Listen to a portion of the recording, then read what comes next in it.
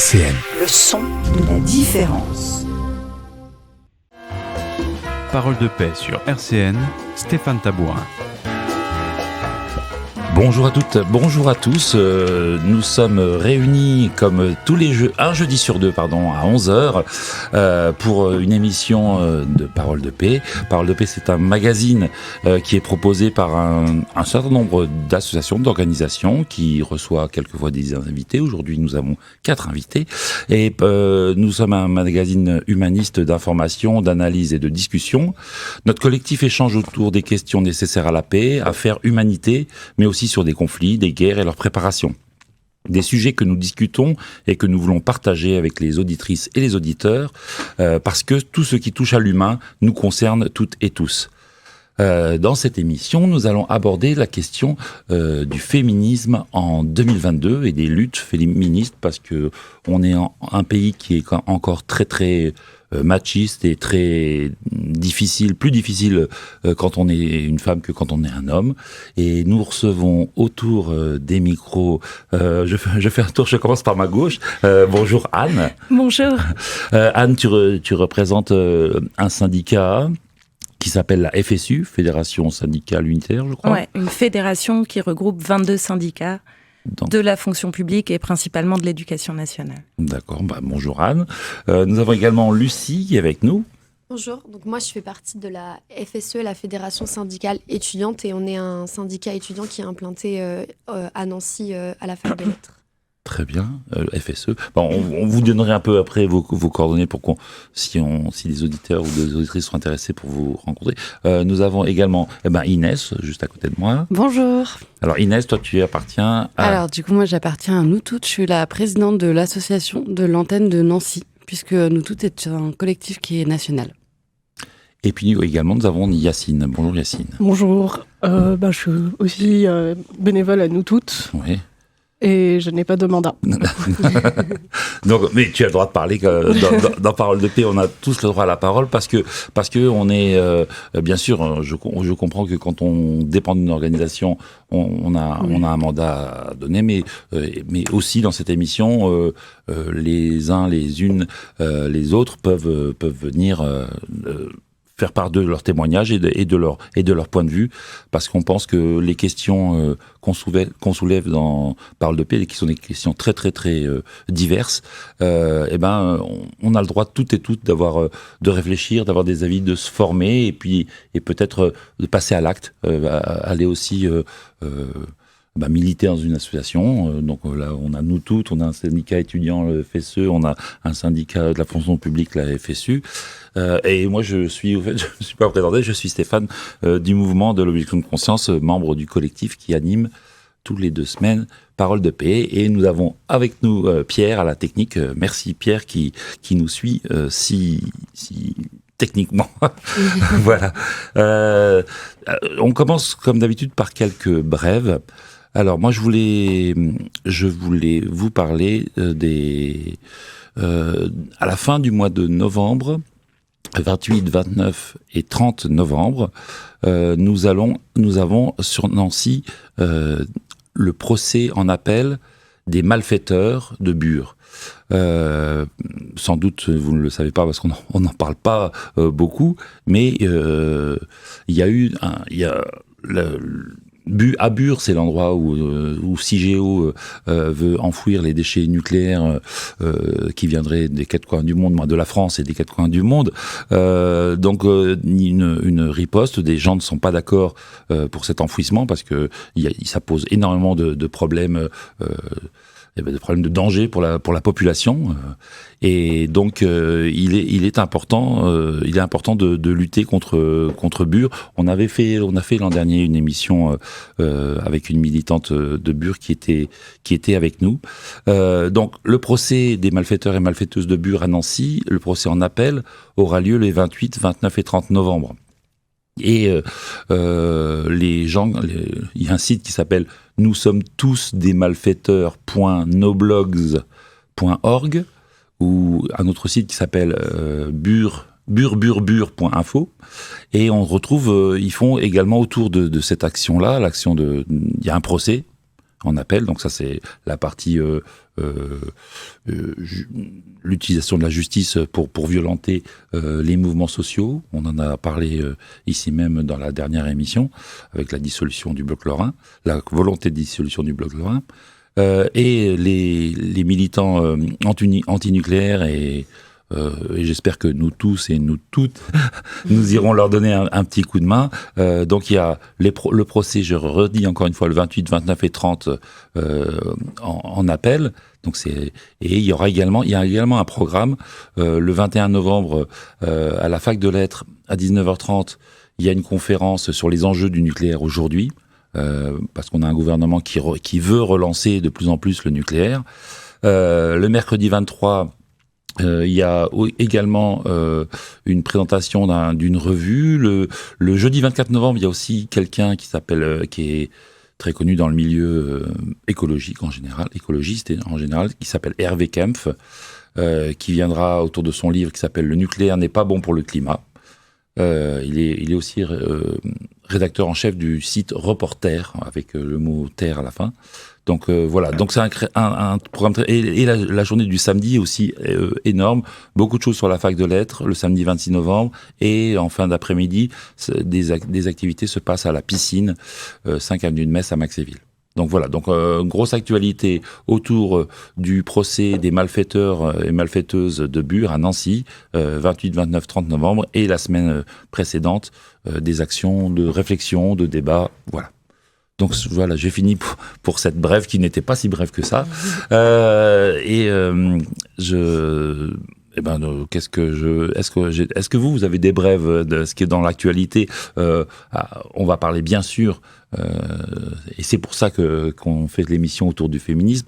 On va parler bien sûr du 25 novembre qui est la journée internationale contre les violences sexistes et sexuelles et les différentes actions qui vont avoir lieu, et notamment une manifestation qui aura lieu samedi 19 novembre. Donc voilà, donc ça on va en parler vraiment dans le dossier, et voilà. Sinon, donc on va arrêter là pour les brèves, si on n'en a pas d'autres. Si vous en avez. Vas-y Lucie. Sur la fac de lettres, donc c'est ouvert à tous et à toutes. Le 24 novembre, normalement à 14h, il y aura une formation sur la réforme des retraites en vue de la réforme des retraites qui arrive. Voilà. Oui, c'est vrai que ça aussi, ça va être des gros dossiers. Peut-être qu'il faudra qu'on fasse une émission pour expliquer aux uns et aux autres ce qui se passe, et apparemment qui risque de se passer de façon très cachée. Ça fait très peur. Oui, mais on sait que le gouvernement Macron veut rallonger l'âge de départ à la retraite. Et ça va être encore plus de misère, encore plus de difficultés pour une partie de la population. Anne, toi, tu voulais rajouter ? Oui, demain, jeudi 17 novembre, c'est une journée d'action pour la défense de l'enseignement professionnel qui est remis en cause par une réforme en ce moment. Donc, il y a des appels à des mobilisations dans plein d'établissements et un rassemblement qui aura lieu à 15h devant le rectorat, 9 rue des Brises. Donc 15h, juste après l'émission, parce que l'émission, elle est de 11h à 12h. Donc le premier passage de l'émission le jeudi 17 novembre, vous pouvez à 15h aller devant le rectorat qui a changé de lieu, qui est maintenant dans le quartier Sorupt. Ouais, c'est ça, 9 rue des Brises, rond-point Marguerite, à Nancy. Très bien. Ça, c'est... et voilà. Donc, je propose qu'on passe par une pause musicale. La première, c'est Clara Luciani, La Grenade, parce que voilà, on a un dossier. On parle aujourd'hui du féminisme en 2022. RCN, Parole de paix, Stéphane Tabourin. Cette semaine, nous demandons et nous parlons qu'est-ce qu'être féministe en 2022 et pourquoi il faut qu'on soit toutes et tous féministes à partir de 2022 et dans les années qui viennent, pour aller vers une société féministe et émancipatrice pour toutes et pour tous. Nous avons autour des micros Inès, Yacine, Lucie, Anne et moi. Parce que nous avons choisi ce sujet parce que la semaine autour du 25 novembre, je crois que c'est une journée internationale reconnue comme telle. Hein, c'est ça, c'est une journée internationale contre les violences sexistes et sexuelles. derrière le terme un peu barbare de violence sexiste et sexuelle, il n'y a pas que du physique, on parle pas que des féminicides et des violences conjugales. Il y a tout ce qui est sexiste et c'est ce qu'on vit au quotidien en étant une femme. Alors, je sais qu'il y a des gens qui ne comprennent pas forcément ou qui peuvent en rigoler ou qui disent qu'en 2022, on a tendance à un peu exagérer tout ça. Mais c'est des micro-agressions qu'on vit au quotidien, en fait. Faut savoir que quand on a une remarque sur le fait que ce serait bien pour nous de sourire, quand une femme, dans son emploi, elle est considérée comme autoritaire, là où un homme va être considéré comme juste, c'est une forme de sexisme aussi. Il y a plein de choses comme ça où, effectivement, c'est mieux d'être une femme en France que dans certains autres pays, mais c'est pas pour autant qu'on ne vit pas des choses complètement inégalitaires comparées aux hommes. C'est pas que les différences de salaire. Il y a plein d'autres choses qu'on vit. Par exemple, la charge mentale qui commence à tout doucement émerger dans les foyers, une prise de conscience. C'est assez hallucinant aujourd'hui, en 2022, qu'un homme, quand il participe aux tâches ménagères, il dit qu'il aide alors qu'il vit sous le même foyer, en fait. Qui va aider à s'occuper des enfants comme s'il faisait du babysitting alors que c'est ses enfants aussi. Il y a plein de petites choses comme ça qui peuvent paraître complètement anecdotiques mais qui font partie du quotidien des femmes constamment. Tu peux nous rappeler cette notion qui a émergé il n'y a pas si longtemps que ça. Il y a 10 ans, 15 ans, 20 ans, j'entendais pas parler de la question de la charge mentale des femmes. Effectivement, les hommes n'ont pas conscience qu'une femme, dans sa tête, elle a beaucoup de choses qu'elle gère en parallèle, alors que l'homme, bien souvent, ne gère que sa petite personne, et donc il peut aller au foot, il peut aller penser à lui, et surtout à lui, et donc c'est ça, non, la charge mentale? C'est exactement ça, en fait, c'est le fait de devoir penser constamment dans nos esprits à tout ça, à ce qu'il faut faire, etc. Je pense que, d'autant plus quand on a un enfant, je sais que Anne, elle pourra aussi nous en parler, mais il y a vraiment, oui, cette notion de... quand on délègue à un homme, il faut lui dire, en fait. Il y a vraiment cette notion de lui qui est derrière et qui est en mode comment je peux t'aider. Et c'est très bien, c'est déjà une bonne étape de vouloir aider, mais encore une fois, aider n'est pas le bon terme. Mais devoir penser pour l'homme à ce qu'il doit faire, ça nécessite une charge mentale, du coup, d'où le terme, supplémentaire que celle qu'on doit nous-mêmes gérer, en fait. Donc voilà, je pense que Anne, je vais te laisser. Tu veux compléter? Compléter, non, Inès en a très bien parlé, mais oui, effectivement, c'est vrai que c'est quelque chose, tu me l'avais pas dit, il fallait me le dire, et oui, effectivement, mais je pense que oui, il faut qu'on l'explique, qu'on le dise, nous aussi, je pense que... Tu disais, Stéphane, c'est une notion que tu découvres. D'abord, je pense que les femmes en avaient même pas conscience elles-mêmes et il faut qu'on le dise pour que les hommes s'en rendent compte, qu'on le dise, qu'on le répète, que oui, devoir tout planifier, tout gérer, penser au rendez-vous chez le médecin, penser au pique-nique qu'il faut préparer pour l'école, ça s'ajoute à toutes les autres choses et juste de penser à tout, c'est déjà compliqué. Oui, et j'espère que les femmes et les hommes derrière l'émission qui sont chez eux, je pense que ça va parler aux femmes parce qu'elles le vivent, et les hommes, je pense qu'un certain nombre n'en a pas conscience.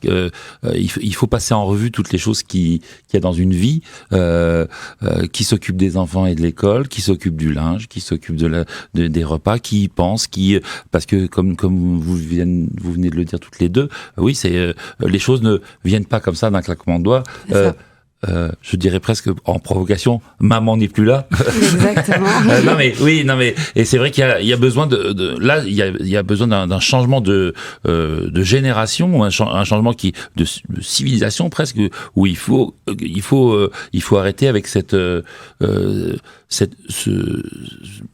pas un partage parce que ça n'a pas été choisi, c'est une différence des tâches qui ont été attribuées, on ne sait pas comment et on ne sait pas par qui, et ça dure depuis de très nombreuses années, depuis que les femmes ont été remisées le plus souvent à la maison. Il a fallu qu'elles se battent pour aller travailler, il a fallu qu'elles se battent pour un certain nombre de droits, et c'est vrai que ça nous concerne toutes et tous dans notre quotidien et dans notre vie personnel. Tout à fait. Et non, alors moi, je voulais pas dire que j'ai découvert la charge mentale, mais c'était le terme, hein, moi. Oui, voilà, oui. ouais, hein, Puis après, je pense que pour à chaque fois que les gens entendent les termes pour la première fois, ou peut-être même vous à la radio, là, vous dites qu'on pinaille, qu'on parle que de ménage, mais il y a tellement de choses. Là, on parle de la charge mentale, il y en a d'autres.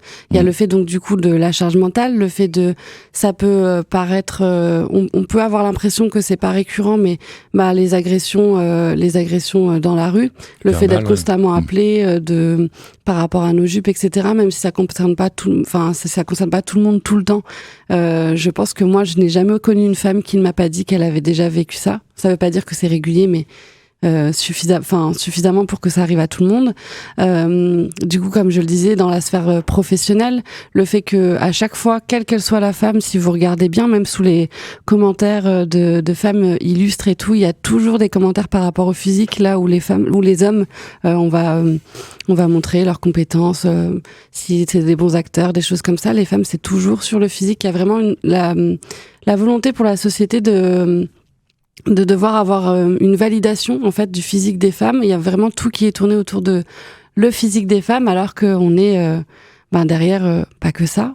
Et on a beaucoup d'autres choses à gérer. Mais ce qui est injuste, c'est que c'est pas la même chose hommes et femmes, parce que pourquoi on a décidé là encore.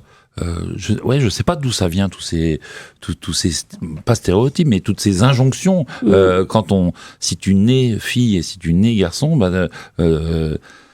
tu as pas les mêmes choix, la même vie, le même poids sur toi, quoi. J'ai l'impression. C'est un peu ça que vous dites là, les unes les autres. Pas le même univers qui s'ouvre aussi au niveau de l'orientation. Par exemple, on sait que malgré la prise de conscience, il y a encore très peu de jeunes filles qui se sentent autorisées à se tourner vers les carrières scientifiques, par exemple. Si on regarde dans toutes les voies scientifiques, elles sont largement sous-représentées, alors que par ailleurs, c'est elles qui ont bien souvent les meilleurs résultats scolaires. On entend encore très régulièrement, quasi quotidiennement dans les classes, des petites filles dire ah ben non, c'est des maths, moi je sais pas parce que je suis une fille, par exemple, et des garçons qui eux par contre sont persuadés que si c'est des garçons donc ils sont très bons en maths, et c'est des choses contre lesquelles il faut lutter tous les jours et répéter aux filles que si elles peuvent. Il faut leur montrer des modèles aussi, parce que des femmes scientifiques, ça existe, mais si on regarde dans les livres, dans les modèles qui sont mis en avant, c'est des hommes qui sont mis en avant bien souvent, donc ça n'encourage pas non plus. Alors que typiquement, c'est pas le sexe qui définit si on est bon en maths. Si on se pose vraiment la question, clairement, c'est une histoire de cerveau, une histoire de sensibilité, à tout ça, et donc du coup c'est complètement idiot de le penser comme ça. Et d'ailleurs il y a des études scientifiques qui montrent que quand un garçon du coup pour le coup décroche au niveau scientifique, il y a beaucoup plus d'accompagnement de la part des parents, de la part de l'enseignant pour le faire continuer. Là où quand c'est une fille, en fait on part du principe que c'est normal, c'est parce que c'est une fille, et donc du coup elle est juste. C'est ça. Donc ça montre bien qu'en fait dès la naissance et jusqu'à l'âge adulte, on est stigmatisé, on est posé dans une société où on a des attentes par rapport aux filles et aux garçons qui sont complètement différentes et qui du coup montrent une inégalité. Ouais, donc notre dit c'est bien l'extérieur, c'est les attentes qui font que les filles se sentent moins légitimes dans plein de domaines, en fait, du coup. Moins légitimes, alors que les garçons, tranquilles, les mains dans les poches, eux, ils pensent que le monde est à eux. Le monde est aux garçons, et quand on est une fille, souvent on baisse la tête, et c'est pas facile, où il faut revendiquer. Parce que quand on regarde bien de loin et de haut, c'est totalement injuste, c'est totalement... Oui. Après, tant mieux, hein, le monde est à eux, mais en fait, il faudrait que le monde soit à nous aussi, quoi. Voilà. Enfin, je trouve ça bien de les valoriser, mais il faut valoriser les deux. C'est pas vraiment le cas. Ou alors, si vous faites vraiment attention, on est valorisé par rapport à nos physiques, encore une fois. Ouais, mais oui, ça aussi. J'entendais sur une autre radio le problème des actrices qui disaient « Ah oui, mais nous, on a beaucoup plus peur de vieillir que les hommes. » Et c'est vrai qu'une actrice à un certain âge a du mal à trouver du travail parce que, après, c'est vrai aussi que le monde du cinéma, c'est un monde sexué. Il faut du désir. J'entendais les termes. Il faut du désir de réalisateur ou la réalisatrice. Et bon, ça c'est un peu à part, mais ça montre quand même que dans chaque profession, c'est sexué. Oui, je viens de voir d'ailleurs une étude là récente sur, tu parlais des actrices et des acteurs, que pour une actrice au cinéma, sa carrière va se résumer à peu près à 7 ans. Genre à part quand on sort vraiment du lot, etc. Mais c'est 7 ans en fait, sa durée de vie, parce que du coup elle a une péremption, après elle est plus jolie en fait. Alors que pour un homme c'est 27 ans, donc c'est 20 ans de plus. On est vraiment sur complètement autre chose. Et puis on peut le voir, mais rien que si vous allumez la télé, en fait, une présentatrice télé, c'est tout de suite un physique, c'est tout de suite une jeune femme, etc. Là où, du coup, des hommes, c'est des gens qui ont du caractère, du chien, genre Pierre Foucault, Laurent Ruquier, des machins comme ça, et c'est pas forcément des personnes qui sont... moi, je vais pas dire qu'ils sont moches, mais je veux dire, c'est pas pour ça qu'ils ont été... C'est pas le physique qui est le critère principal de sélection. Oui, et encore une fois, quand là vous dites le physique, mais c'est parce qu'on a décidé que les signes de la vieillesse n'étaient pas beaux. Moi, j'adore quand je vois des expositions photos des vieux hommes, des vieilles femmes, très vieux même, c'est beau. Et puis le vieillissement n'est pas à bannir non plus dans la société. Il faut pas qu'on se cache parce qu'on vieillit. Ça nous arrive à tous, ça nous arrivera à tous. Et c'est vrai que il y a une forme de où on nous impose des canons, de beauté, on nous impose des façons de penser, on nous impose qu'est-ce qui est pour les uns, qu'est-ce qui est pour les unes. Tu parlais tout à l'heure de l'habillement aussi. Il faudrait quand même qu'une fois pour toutes on laisse femmes et hommes s'habiller comme ils veulent, comme elles veulent, et puis qu'on arrête d'emmerder le monde. Même quand on voit à l'Assemblée nationale, on pense à Simone Veil, on pense aux femmes il y a très très peu de femmes d'ailleurs dans le monde politique, mais qu'est-ce qu'elles en prennent, on pense à Duflo qui avait été insultée, huée quand elle a mis une robe. Mathilde Panot des Insoumis qui se fait traiter de poissonnière dans l'Assemblée nationale. Sandrine Rousseau qui se fait traiter de ménopausée. Donc du coup voilà, date de péremption et habillement. Enfin on est vraiment sur des bases. Alors qu'on parle de femmes brillantes, compétentes, qui sont là pour présenter des idées, des projets, des choses comme ça, et en fait on les résume uniquement à leur corps. D'où le fait de le slogan Mon corps, mon choix. Il ne parle pas que de l'IVG, il ne parle pas que de cette notion de j'ai pas envie de me faire draguer. Il y a vraiment cette notion de quels que soient nos comportements quels que soient nos comportements, nos tenues, etc. On est toujours assigné. On doit toujours avoir l'aval de l'homme. Moi, il y a plein de fois, il y a des gens qui m'ont dit que ma tenue n'était pas assez féminine ou que, mon comportement n'était pas assez féminin. Donc toujours cette notion de autorisation ou d'aval sur mon corps, en fait, sur ma façon de vivre.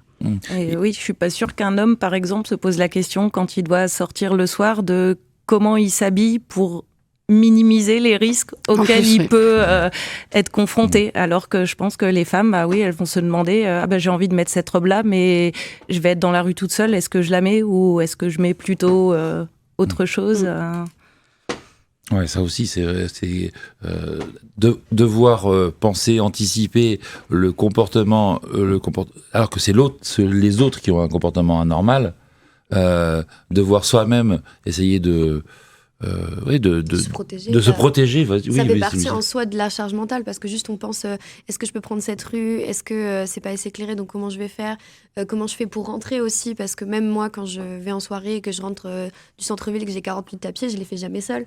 Le nombre de personnes aussi qu'on récupère dans la rue qui juste traballent toutes seules et qui viennent nous voir en mode est-ce que je peux rentrer avec vous, c'est assez dangereux. Et même là récemment il y a eu une agression, il y a pas mal de choses qui se passent même à 23h, je veux dire c'est assez compliqué de se dire que oui, moi je dois changer mon comportement, je peux pas faire ce que je veux parce que sinon je me mets en danger. Alors que c'est ce qu'on dit il y a pas longtemps, c'était il y a 2-3 ans qu'on commençait à dire ça. Oui, c'est pas aux filles de changer leur comportement, c'est aux garçons d'apprendre en fait à se comporter mieux. Et parce que des fois c'est des petites remarques et tout, mais ça va très très loin. Je veux dire, moi je connais pas énormément de femmes, déjà si on pousse vraiment les agressions, les viols, je connais pas énormément de femmes qui n'ont pas subi d'agression non plus. et enfin même sans compter celles aussi qui n'ont pas conscience que c'en était. Donc c'est vraiment des charges mentales qui sont violentes. Et tout à l'heure tu disais il faut revendiquer, mais il faut déjà comprendre aussi, parce que on est toujours en fait en train de se remettre en question, toujours en train de se dire est-ce que ça c'est moi qui le pense, ou on m'a appris en fait depuis ma petite enfance qu'il fallait que je pense comme ça. C'est tout des trucs à déconstruire, et c'est des trucs compliqués. Et même les comportements par exemple qu'on a avec d'autres femmes, il y a beaucoup de comportements où on insulte d'autres femmes, on les rabaisse parce qu'on nous a appris à rabaisser les femmes, on nous a appris à pas être solidaires entre nous, et ça aussi il faut le déconstruire. Et c'est dur aussi de se dire j'ai insulté ma pote, ou je lui fais de réflexion et juste elle se sent mal, et c'est assez dur aussi. C'est tout un chemin en fait qui est compliqué et qui continue toute la vie.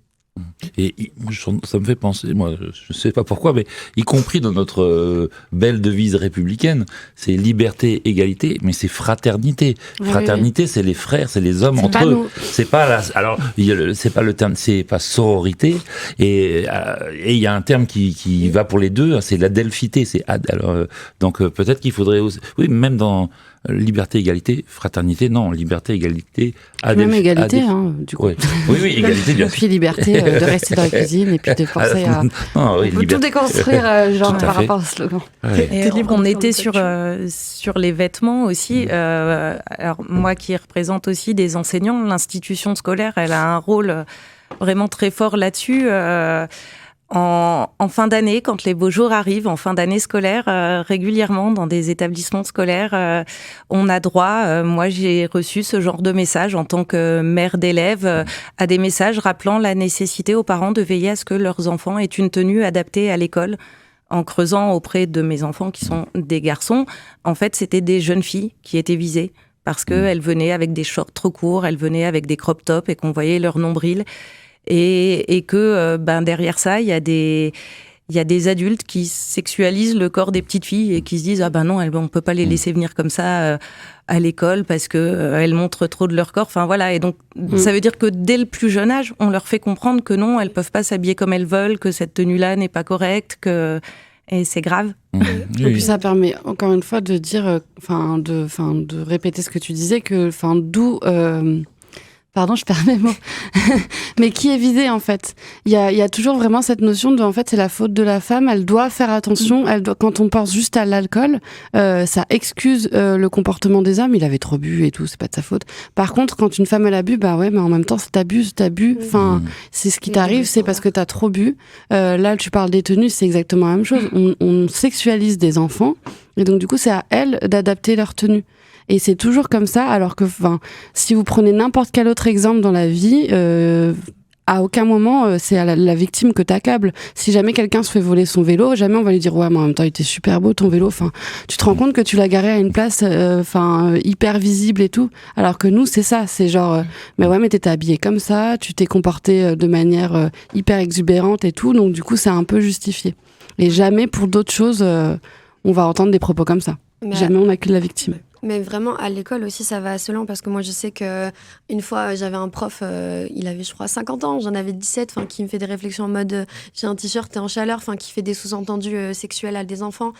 C'est très grave, et même au sein de l'école, que ce soit au collège, des profs qui se permettent des comportements, des réflexions auprès des filles, qui sont absolument pas adaptés et qui relèvent littéralement de la pédocriminalité, qu'on se le dise. Donc c'est des trucs, on nous a tellement sexualisés, même quand on regarde dans les pubs. Je veux dire, pour vendre des fenêtres, on met des filles à poil. C'est très très grave comment on nous objectifie, comment on les sexualise. Mais là, récemment, pour en parler un petit peu de l'actualité sur Nancy, il y a un prof, un prof de TD qui, à la fac de lettres, a été accusé et de tweets. Il faisait des tweets que ce soit sur Twitter ou TikTok, sexistes, homophobes, racistes. Donc ça, c'est un prof qui est en contact avec des élèves de psychologie. Donc c'est assez grave. Et il y a déjà eu des affaires comme ça à l'Université de Lorraine, que ce soit dans l'éducation nationale ou que ce soit dans l'enseignement supérieur de la recherche. On fait toujours de la protection, en fait. C'est-à-dire qu'on dit « faites pas de vagues ». Moi, je sais que même quand ça m'est arrivé à l'école, au collège, je savais déjà qu'on n'allait pas me croire. Je savais déjà que ça n'avait aucun intérêt, même si je décourage pas les gens à aller porter plainte, à aller le faire. Mais c'est juste que moi, je savais déjà qu'on n'allait pas me croire, qu'on allait me reprocher n'importe quel reproche qu'on puisse me faire, en fait. Et donc là, pour l'Université de Lorraine, le prof, pour l'instant, il est en pause. Juste, il a pas... il donne pas de cours, mais si on prend l'exemple, par exemple, à Metz, d'un prof qui a été accusé 3 fois d'agression sexuelle et qui enseigne encore en psychologie, donc qui est encore en contact avec les élèves, donc des étudiants et des étudiantes, qui sont potentiellement des futures victimes parce que il a un comportement qui est complètement dégueulasse. C'est une agression sexuelle, c'est un danger en fait pour les étudiantes et les étudiants. Lui, il enseigne encore, il a juste été rétrogradé parce qu'on s'est dit oui, bon, c'est pas grave. Déjà, la plainte a été recalée en harcèlement auprès de, parce qu'il est passé devant le conseil disciplinaire, la commission disciplinaire de l'université de Lorraine déjà, mais c'est pareil. L'année, je sais plus, c'est il y a 3 ans, en études culturelles, il y avait un prof, lui, il a été jugé, maintenant il est en retraite. Il a rien eu alors que il a provoqué le suicide d'une étudiante quand même. Donc ça a été très très lent. Je veux dire, ça va jusqu'à la mort. Donc c'est vraiment des impacts. Il y a des petits trucs comme ça, des micro-agressions et tout ça dont on parle, qui sont hyper importantes parce que ça fait partie de la charge mentale, c'est difficile à vivre. C'est juste, au bout d'un moment, c'est chiant quand on dit vas-y, souris, habille-toi mieux ou des trucs comme ça. C'est chiant. Mais il y a des trucs qui vont plus loin que ça. Et c'est vraiment compliqué à vivre. Même moi, je me rendais pas compte à quel point on était en retard sur les droits des femmes. En France, quoi. Je me disais, mais en fait, ça va, mais non, ça ne va pas du tout. Juste quand on se pose la question, quand on voit aussi les paroles que les hommes ils ont, on se dit, mais waouh, on est très très loin d'arriver à l'égalité. Vraiment très très très loin. Oui, oui. En fait, on parlait des micro-trucs pour vraiment essayer de faire émerger aussi dans l'esprit des gens l'importance de tout ça, puisque du coup, il y a des études scientifiques qui montrent que c'est exactement comme l'iceberg, en fait, que on voit les féminicides, les inégalités salariales, les choses comme ça, qui sont acceptées du grand public comme des inégalités hommes-femmes. La plupart du temps, ça dépend qui.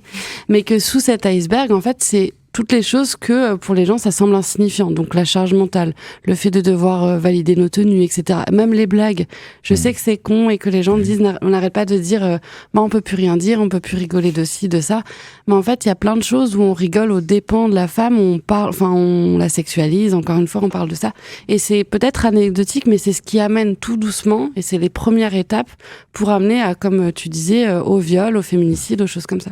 Oui. C'est des trucs qui justifient en fait globalement. Et qui sont justifiés même quand on en parle médiatiquement. Les féminicides, on est au 118e là de l'année. Donc depuis janvier 2022, oui. 118 femmes ont été tuées par leur conjoint ou ex-conjoint. D'accord. Et du coup, une tous les 3 jours. C'est ça. Une tous les 3 jours. Et donc, du coup, il y a beaucoup de gens qui vont dire oui, mais il y a des femmes qui tapent aussi leur mari et il y a aussi des hommes qui se font tuer par leur conjointe. Ils sont 26 cette année, les hommes qui sont été tués par leur conjointe ou ex-conjointe. Et parmi ces 26 hommes qui ont été tués, il y en avait 60% qui émettaient des violences conjugales contre leurs femmes. Donc, en fait, ces femmes-là, elles savaient. Je suis pas en train de justifier un comportement il y a aucun homicide et féminicide n'est justifiable. Mais donc, du coup, ça montre bien à quel point c'est systémique. Ça montre bien à quel point les femmes sont plus sujets au féminicide, qu'on parle de 118 là où il y a 26, et qu'il y a vraiment cette notion de système et de constance. Et j'ai oublié les mots que je voulais dire après, je vais laisser Anne parler, je crois qu'elle avait un truc à dire. Non, mais oui, je voulais rajouter que les femmes sont victimes et en plus, si elles en arrivent parfois aux extrémités dont tu peux parler, c'est aussi parce que leur parole est encore très difficilement prise en compte. Même si, oui, ça bouge un peu depuis MeToo, mais ça bouge très doucement en fait. Et quand une femme va porter plainte au commissariat, elle doit à nouveau se justifier, elle est à nouveau victime de moqueries, de remise en cause de sa parole. On attend qu'il se passe quelque chose de grave avant de l'écouter et de mettre en place éventuellement des mesures préventives et voilà, ça a encore du mal à bouger. Je voudrais bien qu'on s'attarde un peu sur cette question-là. Je repense à quand on est une femme, dans quel espace on peut être entendu, écouté, cru. Qu'est-ce qui est mis en place ? Parce que effectivement, dans les commissariats, c'est pas encore ça. Même si on en parle un peu, c'est quand même une question aussi politique. Pour les commissariats, c'est le ministère de l'Intérieur. La justice, on parle aussi plein de plaintes sans suite. Quand on a vu les monstres que sont PPDA ou d'autres, où finalement, hop, c'est classé sans suite. Ou des ministres en exercice. Ou des ministres en exercice, et notamment quand ils sont à l'intérieur. Non, mais c'est grave. Non, mais oui, là, des fois, on rit aussi pour que ça sorte. Mais c'est très grave d'avoir comme message envoyé aux femmes d'avoir un ministre de l'Intérieur, donc ministre de la Police, qui reconnaît avoir eu avoir pu avoir des abus sexuels. Oui, il l'a reconnu. Il le reconnaît et rien ne se passe. Il est intouchable, quoi. Ouais, oui. Parce qu'on est toujours en train de délégitimer la parole des femmes. Enfin, je suis désolée, ça revient toujours à... Non, Parce que je pensais au féminicide, là, à l'instant. Le dernier article que j'ai vu sur un féminicide qui avait eu lieu, le titre du média, c'était que c'était un crime passionnel. Ouais, en fait, on parle d'assassinat et on est encore en train de dire que... Mais c'est par amour, en fait. Et je me livre un peu à cœur ouvert c'est un peu ridicule, mais moi je me souviens que c'était une fin envisageable quand j'étais petite. Me dire que genre si je pouvais mourir parce qu'il y a quelqu'un qui m'aime trop, je trouvais ça beau.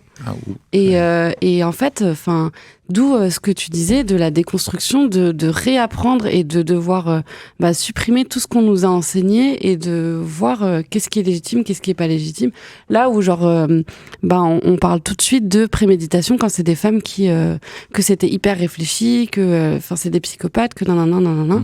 Alors que les hommes, voilà, c'est juste un crime passionnel, quoi. C'était trop pour lui. Et comment on passe de la place où on est une femme, où on en a marre, tout à l'heure Lucie dit, on en a marre de certains regards, on en a marre de certains propos, on en a marre de même jusqu'aux agressions. Comment on passe de ça à le sentir ou l'avoir soi-même à l'intérieur de soi, et pour pouvoir, dans quel espace, dans quel lieu, est-ce qu'on rejoint des groupes féministes comme nous toutes, où est-ce qu'on peut, moi je m'adresse aussi aux auditrices, et où est-ce que les femmes peuvent parler de ça et agir contre ça, et peut-être après chercher aussi l'appui de certains hommes, mais déjà comme femme, comment on fait pour que pas bouillir à l'intérieur de soi, à vivre ces frustrations, ces humiliations quotidiennes. On parlait aussi à l'école.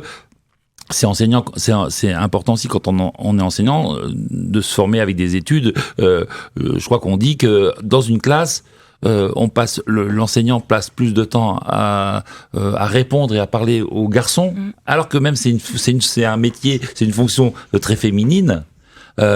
Mais bon, moi j'ai ça dans ma tête tout le temps, je suis instit aussi, de me dire parce qu'il bouge plus, parce que souvent un garçon qui se met à bouger plus, on lui consacre plus de temps, et en fait c'est au détriment des autres. Oui. Donc il faut avoir des informations. Oh, je suis parti sur deux sujets en même temps. Oui. Excusez-moi. Mais c'est vrai. Et en plus moi, tu dis les garçons bougeaient plus. Moi je bougeais trop quand j'étais petite. Et justement on disait que j'avais un comportement de petit garçon, j'étais insolente, que c'était bizarre pour une fille que je sois pas sage, etc. Et là où pour des garçons c'était acceptable, ils avaient on les sermonnait et tout. Moi j'avais des grosses punitions, c'était très grave en fait. C'était vraiment inenvisageable que je me comporte comme un garçon en étant une fille. Mais oui, les petites filles, elles sont sages et très scolaires et bonnes en français et pas en maths. Mais dans les modèles qu'on leur donne aussi, moi j'ai fait un travail l'an dernier avec mes élèves sur les contes de fées, où on a regardé plusieurs contes de fées et on a vu que la princesse, elle doit toujours être sauvée par le prince parce qu'elle n'est pas capable de se sauver elle-même. Et... Elle est belle et elle attend. Voilà. Et on avait réécrit les contes de fées, Cendrillon, Blanche-Neige, de manière à ce que la princesse, elle a besoin de personne pour se sauver elle-même. Ce qui est vrai. Ouais. Et pour ma question de tout à l'heure, quand on est une étudiante à Nancy, quand on est une salariée, quand on est à la maison, qu'on n'a pas un travail salarié, parce qu'on a quand même beaucoup de travail à la maison, mais pas salarié, c'est du travail gratuit celui-là. Comment on va parler, est-ce qu'on se retrouve déjà, est-ce que ça joue la sororité, est-ce qu'on peut retrouver un groupe de filles, qu'est-ce qu'on peut dire aux auditrices qui ressentent Je pense que déjà, ça te fait à plusieurs échelles, que ce soit individuellement ou collectivement. Déjà, individuellement, au bout d'un moment, on peut lire. Enfin, il y a tout plein de trucs. Il y a plein de ressources qui sont possibles de trouver. Les podcasts, la lecture. Enfin, il y a pas mal de choses, en fait. Mais il y a aussi collectivement, et ça, je pense que c'est le plus important, que ce soit dans son groupe de potes ou quand on est entouré de femmes aussi, on se rend compte que oui, en fait, on vit les mêmes choses.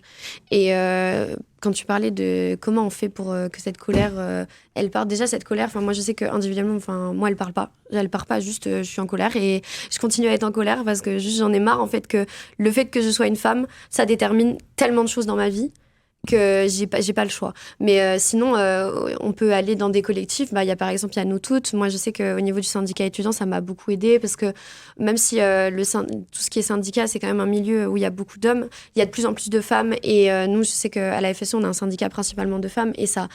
Vraiment, ça fait du bien, en fait, de pouvoir parler, de pouvoir aussi comprendre tout ce qui se passe dans la société, pourquoi c'est comme ça, et comment on peut le détruire, comment on peut revenir sur tout ça et qu'on peut régler les problèmes. Ça fait du bien, en fait, de parler avec des gens qui te comprennent, qui vivent la même chose que toi, qui te légitiment surtout dans ton vécu, qui te disent « Oui, en fait, t'es pas folle ». C'est pas toi qui es folle en disant oui, les hommes ils font toutes ces remarques ou tout ça. C'est vrai, en fait, c'est la réalité.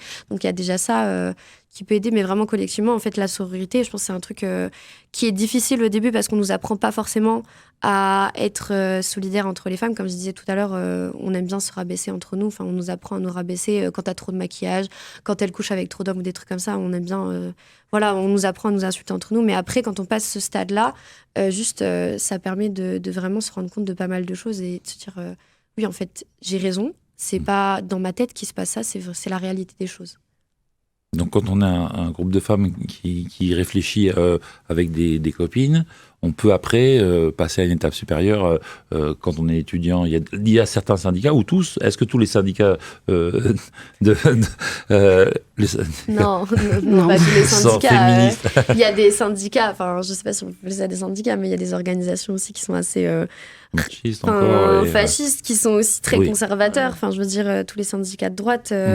c'est pas très progressiste sur les questions, que ce soit des femmes ou des LGBT ou tout ce qui est autre, parce que ça rentre en compte aussi, ça on voulait en parler, on n'aura peut-être pas le temps parce qu'il est déjà 45, mais tout ce qui s'ajoute aussi pour certaines femmes qui sont racisées ou certaines femmes qui sont LGBT, ça il y a aussi tout ce truc-là où c'est encore pire, on vit encore plus de discrimination et de choses qui nous bloquent en fait dans la vie. Mais je pense que même si c'est difficile, après ça dépend dans quel milieu on est, de quelle femme on est entouré, parce qu'il y a aussi des stéréotypes que nous-mêmes, c'est ce qu'on appelle la misogynie intériorisée, que nous-mêmes on soutient, qu'on continue de perpétrer de toute façon, et ça c'est avant qu'on ait pris conscience, mais il y a certaines conditions qui nous fait qu'on prend conscience, et de plus en plus aujourd'hui, les femmes elles parlent de plus en plus, et ça c'est génial, et il y a de plus en plus d'associations et de collectifs qui se montent, et franchement ça c'est très cool parce qu'il y a de plus en plus de femmes qui se rendent compte de tout ce qui se passe. Ouais, donc, si on est chez soi, on va sur un ordinateur, on va sur un moteur de recherche, et on cherche Nous Toutes, si on met féminisme, on trouve, tu dis, il y a de plus en plus de ressources, il y a de plus en plus de chercheurs, de chercheuses, qui font du travail, des études qui nous montrent que c'est pas une illusion, c'est pas un rêve, que c'est vraiment, la vie est beaucoup plus difficile pour une femme que pour un homme, et qu'il faut changer les choses. Surtout, c'est ça, il faut changer les choses. Oui, c'est vrai, les réseaux sociaux facilitent énormément le fait de parler de tout ça, du féminisme, des choses comme ça. Après, faut pas oublier, et on a besoin de vous, vraiment, de manière physique, dans les syndicats, dans les organisations, dans toutes les associations, que ce soit du coup la FSE, la FSU, parce que du coup... les partis politiques aussi. Les partis politiques, etc. Parce que le féminisme, c'est politique. Oui. C'est pas du bien-être personnel, de juste, je vis bien mes règles. On parle vraiment de politique, en fait.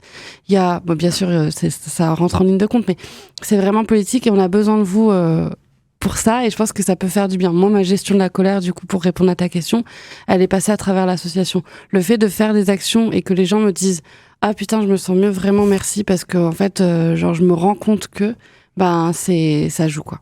C'est une façon de reprendre le pouvoir. C'est ça. Et donc on peut se rendre dans des réunions féministes. Oui. On peut Donc nous toutes, on avait déjà fait une émission l'an dernier et vous parliez aussi de alors je sais plus dans quel cadre exactement, je suis un homme de bar safe, des endroits où ce que j'en ai compris, où des femmes pouvaient se rendre dans des bars à Nancy de façon tranquille, sûre, qu'on vienne pas l'emmerder et pour sa consommation d'alcool et pour plus que moi je trouve que c'est pas drôle. Des fois, les gens appellent de la drague lourdingue. Non, c'est pas de la drague lourdingue, c'est inadmissible, c'est inacceptable. Ouais, et donc, dans les actions, vas-y Yacine. Ouais, je voulais juste clarifier que c'est pas parce qu'un bar a le label Bar Safe qu'elle va totalement être safe. Genre, c'est juste que le bar s'engage, en fait, à respecter une charte et à faire le maximum pour qu'elle se sente le mieux. Mais elle sera pas 100% safe dans tous les cas. Genre, si je travaille dans un bar, vas-y. Donc je suis particulièrement sensible à tout ça. Je dirais pas. Et ouais, en fait, c'est surtout genre abandonnez pas les verres et tout parce que les barman et les sécurités, tout ça, on peut pas tout voir.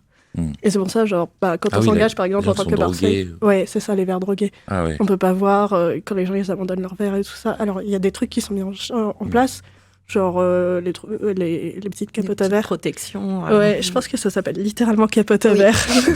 Oui, non, alors là, pour bien qu'on comprenne ceux qui ne sont pas au courant, dans les bars, on a peut-être entendu parler une fois ou deux, ou plus, qu'il y a des hommes qui mettent de la drogue, du GHB. Ouais, voilà, la drogue du violeur dans les verres pour après abuser d'une personne et d'une femme.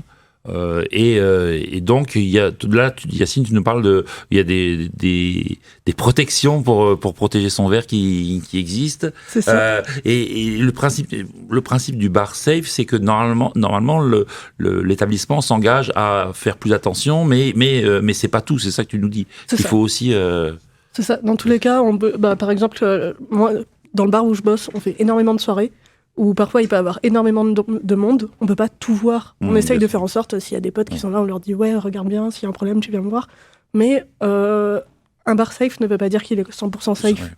Et mais c'est aussi, est-ce que c'est aussi comme au Canada il y a quelques années, j'avais entendu parler des endroits où une femme qui se sentait suivie pouvait rentrer, demander de la protection, dire là celui-là m'embête ou. C'est ça aussi Ouais, il y a ça, mais je pense que là, c'est dans tous les commerces qui devraient faire ça, de base. Oui, tout à fait, c'est vrai. Mais du coup, oui, c'est en fait le label, on fait une formation sur les violences sexistes et sexuelles qui peuvent se passer au sein d'un bar. Comme disait Yacine, ils peuvent pas tout voir, mais en tout cas, ils s'engagent à faire le maximum pour ne jamais délégitimer la parole d'une victime qui va aller se plaindre, et c'est déjà énorme, en fait. C'est déjà énorme parce que vous pouvez être sûr que dans la plupart des bars, la plupart des femmes... Enfin, elles peuvent pas parler aux employés et dire là ça va pas. Et je propose que là on arrive bientôt au terme de l'émission. Ouais. Donc là c'est le moment où on s'engage toutes et tous derrière vos postes de radio. Donc on a dit que cette semaine du 25 novembre, il y avait de nombreuses actions autour de la journée internationale contre les violences sexistes et sexuelles. Et donc, est-ce qu'on commence par dire qu'il faut déjà être nombreuses et nombreux samedi 19 novembre à 14h, place Simone Veil. Maintenant, ce n'est plus place de la Gare. Ouais, place Simone Veil je suis bien content qu'on ait détrôné cet affreux Thiers, ce massacreur de la commune, pour mettre un nom Simone Veil. Bon, qui était de droite, d'accord, mais qui a quand même fait là aussi, pas seul. Mes parents étaient militants dans les années 70, et c'est les plannings familiales et c'est les choses comme ça qui ont fait. Je veux dire, c'est pas venu que par la droite, le droit à l'interruption volontaire de grossesse. Et donc. C'est pas venu par la droite du tout. Oui, ils l'ont même pas voté, oui, c'est vrai. Oui. Mais c'est une ministre de Giscard, quand même. Bon, donc le 19 novembre, samedi, c'est à 14h. Il faut venir nombreux, place Simone Veil, donc devant la gare de Nancy. On a besoin de vous, vraiment. Oui. Il faut envahir les rues. On parlait de tout à l'heure. Si la moindre chose dont on a parlé fait écho en vous et vous touche, venez avec nous. Venez parler et montrer votre colère dans les rues de Nancy. Ouais, mais surtout au niveau de l'actualité, parce qu'on a vu beaucoup l'IVG qui recule partout, internationalement. Enfin, on a vu tout ce qui s'est passé en Pologne, tout ce qui s'est passé aux États-Unis, tout ça. Mais surtout qu'en ce moment, il y a un projet de loi pour rentrer la constitution de l'IVG... l'IVG dans la Constitution, pardon, mais faut savoir, c'est un bon projet, mais par contre, ils ont enlevé les hommes trans, donc qui sont menstrués, donc qui ont possibilité aussi de tomber enceinte de ce projet de loi. Donc, faut pas oublier aussi que derrière tous ces combats des femmes, il y a aussi des hommes pour lesquels on se bat. Donc, c'est pour ça qu'on a vraiment besoin de tout le monde, parce que plus on sera, plus on nous écoutera. Donc venez toutes et tous samedi en famille, on peut même venir, je crois.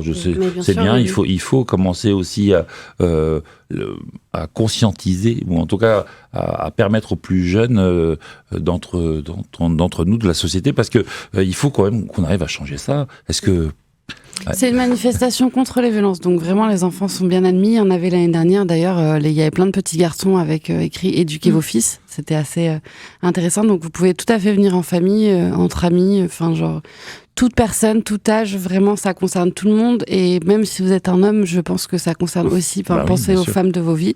Ouais. Et voilà, et à quel point c'est important. Parce qu'en plus souvent les agresseurs mâles n'accepteraient pas ils sont très très en même temps possessifs de leur femme, de leur mère, de leur fille, et c'est ce qui est un paradoxe. Et oui, il faut que sur cette déjà en France et sur cette terre, on arrive à changer les choses pour une véritable égalité, combattre toutes les discriminations et rappeler que les femmes c'est la moitié de la planète. C'est pas normal qu'elles soient sous-baissée. Oui, c'est discriminé. C'est Lucille. Est-ce que, peut-être aussi dire que, pour terminer, il reste 1 minute, est-ce que il y aura aussi d'autres actions autour du 25 novembre. Le 25 novembre, à la mairie, il y a plein d'actions. Je ne sais pas s'il y a un site précis où on peut retrouver tout le programme, parce qu'il y a pas mal de choses qui sont prévues. Je sais pas. Oui, du coup, il y aura un café-débat au sein de la mairie où nous, on a invité. Le 25 même, là, ça c'est le jour du 25, ouais. Donc, avant, c'était le manif 19. Public, c'est à 16h. Alors, manif le samedi 19 à 14h, et la journée du 25, c'est quoi le 25 ? C'est un vendredi 25. Il y aura des actions à la mairie, tu dis, notamment un débat. Voilà. À quelle heure ? À 18h ? Enfin, je crois que l'accueil du public, c'est de 16 à 21. 16 à 21h. Voilà. D'accord, très bien.